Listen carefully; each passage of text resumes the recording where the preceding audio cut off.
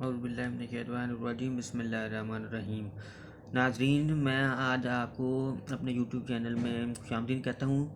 ناظرین، آج ہم کلمہ طیبہ کی فضیلت کے بارے میں، جو دین اسلام کا پہلا رکن ہے، حضور اقدس صلی اللہ علیہ وسلم کی حدیث مبارکہ میں پیش کیا کروں گا۔ چلیں آج ہم پہلی حدیث پڑھتے ہیں کلمہ طیبہ کی فضیلت کے بارے میں۔ اعوذ باللہ من الشیطان الرجیم بسم اللہ الرحیم۔ حضور اقدس صلی اللہ علیہ وسلم کا ارشاد ہے کہ تمام اذکار میں افضل لا الہ الا اللہ ہے اور تمام دعاؤں میں افضل الحمدللہ ہے۔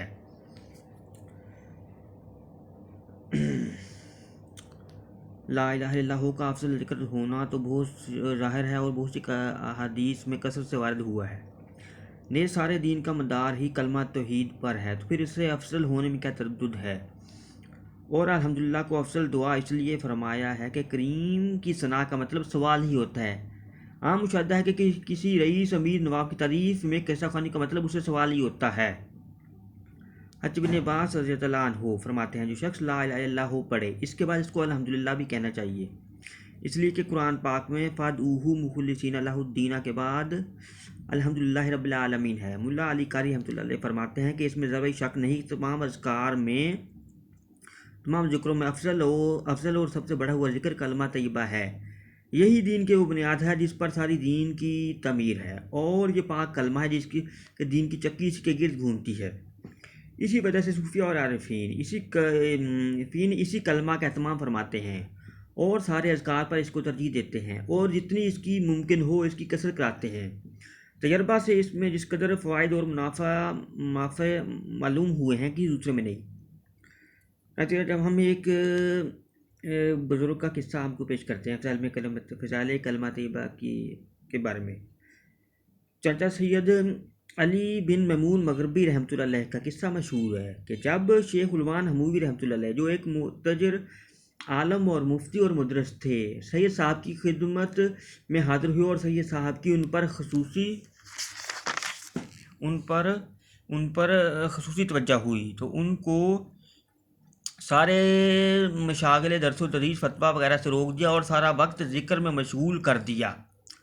عوام کا تو کام ہی اعتراض اور گالیاں دینا تھا۔ لوگوں نے بڑا شور مچایا کہ شیخ کے منافع سے دنیا کو محروم کر دیا اور شیخ کو ضائع کر دیا وغیرہ وغیرہ۔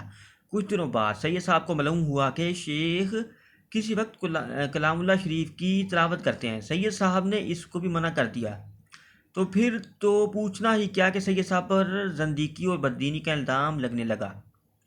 لیکن ہی روز بعد شیخ پر ذکر کا اثر ہو گیا اور دل رنگ گیا، تو سید صاحب نے فرمایا کہ اب تلاوت شروع کرو۔ کلام پاک کھولا تو ہر لفظ پر وہ معارف علوم کھولے کہ پوچھنا ہی کیا۔ سید صاحب نے فرمایا تھا کہ میں نے خدا نخواستہ تلاوت کو منع نہیں کیا تھا، لیکن میں اس چیز کو پیدا کرنا چاہتا تھا، کیونکہ یہ پاک کلمہ دین کی اصل ہے، ایمان کی جڑ ہے۔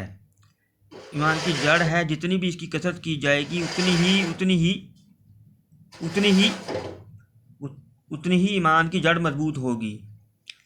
ایمان کا مدار اسی کلمہ پر ہے، بلکہ دنیا کے وجود کا مدار اسی کلمہ پر ہے۔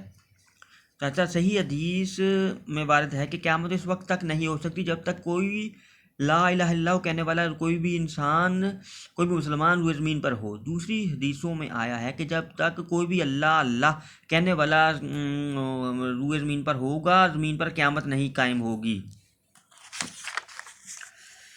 ناظرین، صلی اللہ علیہ وسلم نے اپنی حدیث شریف میں کلمہ طیبہ کی فضیلت کے بارے میں یہ بیان فرمایا کہ تمام اذکار میں جو افضل ہے نا، یعنی سبحان اللہ، الحمدللہ، اللہ اکبر، اللہ تعالیٰ کا ذکر ہے، ان میں سب سے افضل جو ہے وہ کلمہ طیبہ ہے۔ کلمہ طیبہ لا الہ الا اللہ محمد رسول اللہ، وہ افضل ہے۔